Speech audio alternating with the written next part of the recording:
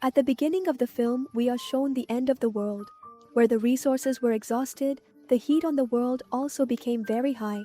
So much so that the ice of Dakida also started melting and the virus frozen in this ice. They spread many kinds of babai on the ground, from which the surviving people were also killed rapidly. Governments and rich people of all countries decided to leave this world to save lives and started going to another planet through rockets. But his decision was so sudden that they had not done proper planning, nor did they know how they would reach another planet, nor did they know how they would survive.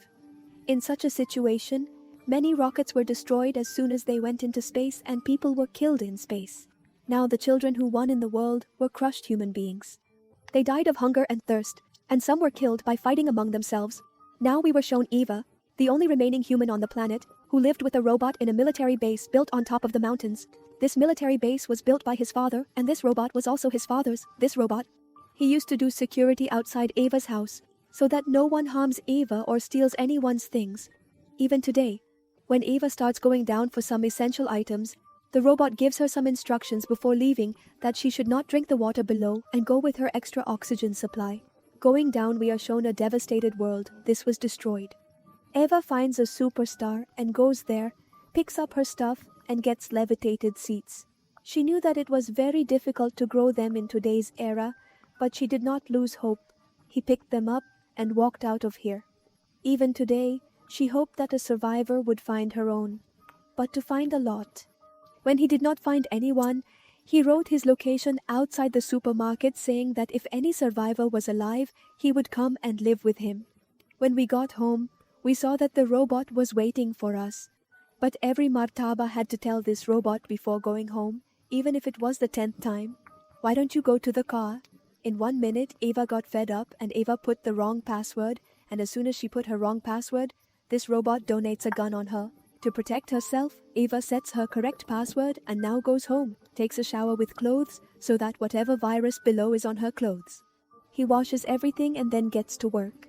She had also built a small greenhouse inside her house in which she grew the things she needed. She had nothing else in this lonely life. Grow your own stuff, bring your own supplies and make your own energy. She was currently installing solar panels in her home so that there is no shortage of energy. The young man did all this alone. His robot just kept moving around the house. The next day at work, the young man starts making fun of the robot. But it is an AI. People don't understand jokes. Well, now the young man proposes to her, and the robot is here.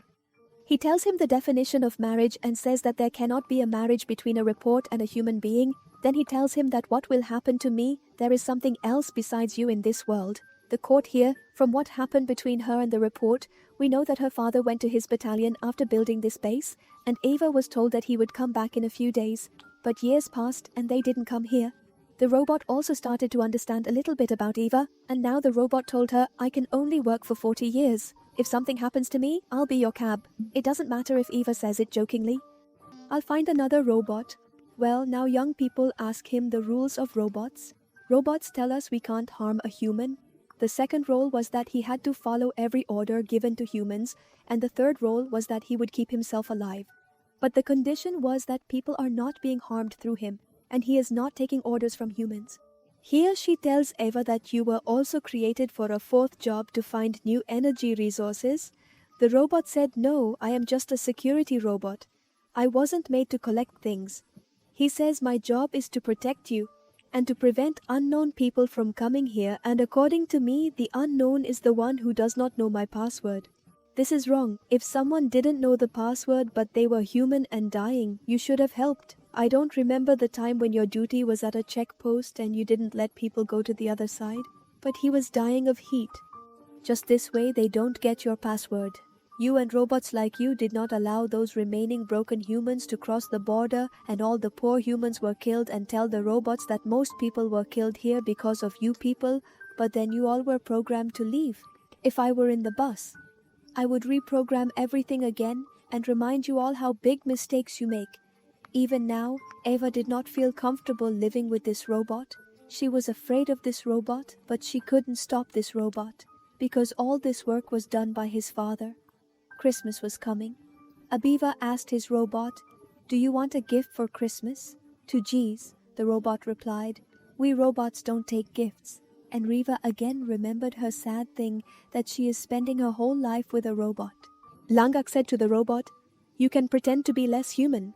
After thinking a lot, the robot came to him in the evening and he told Hima that if you want to give me a gift, then you can gift me an eye that I will be able to see everything.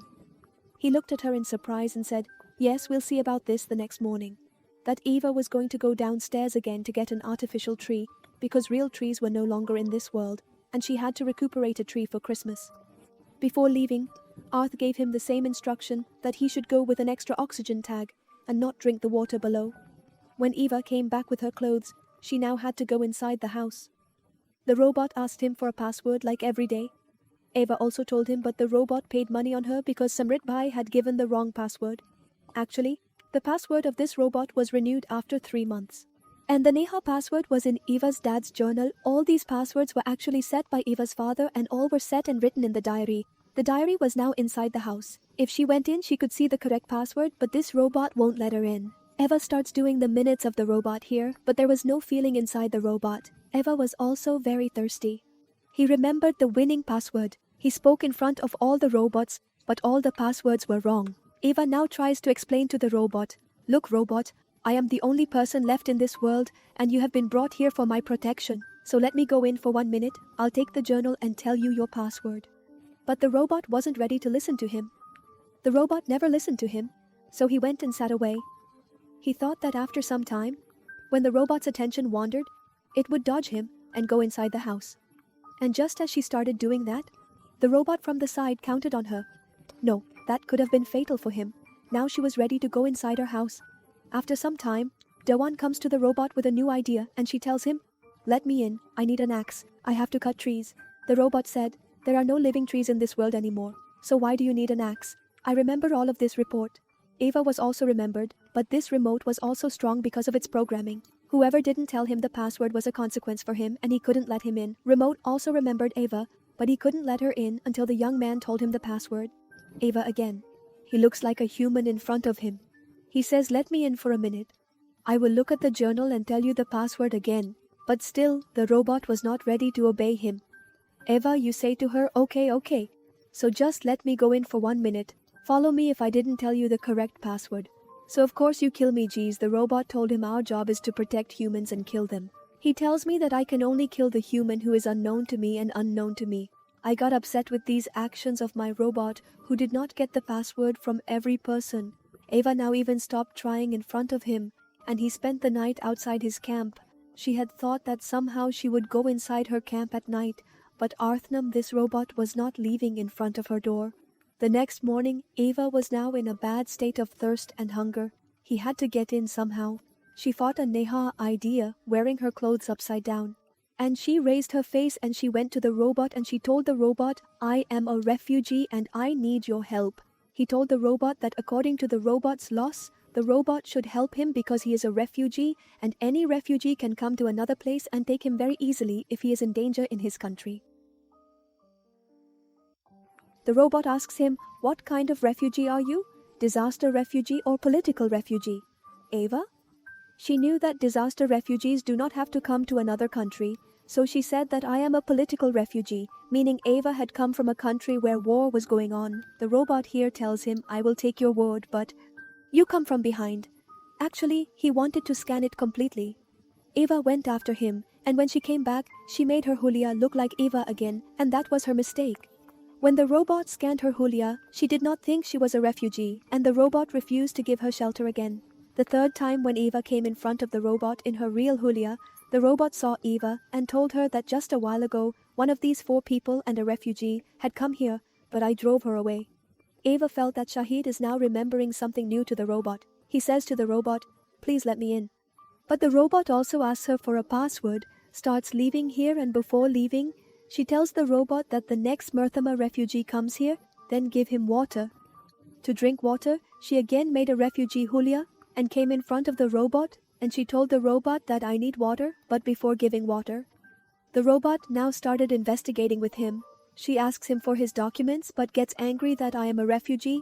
I have fled from the atmosphere of war, so where will I have the documents? Hearing this, the robot now says that you must give an explanation as to why you want to live in our country. And Eva made up a false story that when all her parents were killed, now she lives alone. Her life is also in danger, so she came here. Stunned, he asks for water from the robot again. Then the robot tells me that I will give water to a refugee only when I give water to Eva first, and I will give water to Eva when Eva tells me her password. I didn't remember the password. To Eva. Another night, Eva had to go through the arms. His body was weak due to hunger and thirst. In the morning, she starts begging the robot to please give me some water or let me in for a second, and the robot tells her, I'm sorry, I can't help you. I would even help you if I thought you were the last human in the world. But just yesterday, a refugee and an unknown girl came in front of me. In such a situation, your esteem has been reduced due to them being alive. Eva's body had no problem at all that she had an argument with this robot. Here the toss diagram on the robot tells him that there is a power plant nearby. Maybe there is a human being there because the robot is often aware of his walking. If there were people there would be food and water. He walked towards that place without thinking. The oxygen in her oxygen cylinder was also very low because all the other oxygen tanks were inside her house, but she still went inside that power plant. This power plant was very deep, it took a lot of time even going down, but there was sugar when going inside. He got a bottle of water. Eva took down her oxygen London from above her and went inside with an axe, breaking the door. When he arrived, he saw that all the water bottles were empty. Another bad thing that happened to the young man when he came to this plant. Some radiation was coming out that could damage Eva's body and that Eva had already been exposed to. All she had left was almost put to come back to her camp, and in the last attempt to save her life, she thinks of killing this robot and taking her car from him. She climbs on top of the robot, but it turns out that this robot was made of very strong iron. Due to the collision of the car, the upside-down car was burnt, but nothing happened to the robot. The next morning, the young man's condition had deteriorated. He had guinea-choked breath left. Before he died, he buries the seeds of which he had in the ground here, in the hope that perhaps someday after seeing him, now his report comes to him and gives a report of everything that happened at night that someone unknown had attacked him. I couldn't pay much attention to her. She asked him for water, but he told her, "There are attacks on me and here." They could not leave their duties at their posts due to dehydration still occurring. He was seeing things that weren't happening to him. She sees herself dressed well, enjoying the good world, is next. Like her dad has come to give her water, but in front she sees that here was her robot, who was asking her for her password and did not even have the life to speak inside. Here the robot told him that if you die, my password will be automatically reset. The young man does not pay attention to her and only tells her last wish that you are my. Watering the seeds, she died and the robot set her new password. This robot did not suffer the death of the last human. It was just artificial intelligence. The conclusion of the movie is that artificial intelligence cannot have feelings like humans in such a day. It can also prove fatal to humans, and just by saying this story ends here.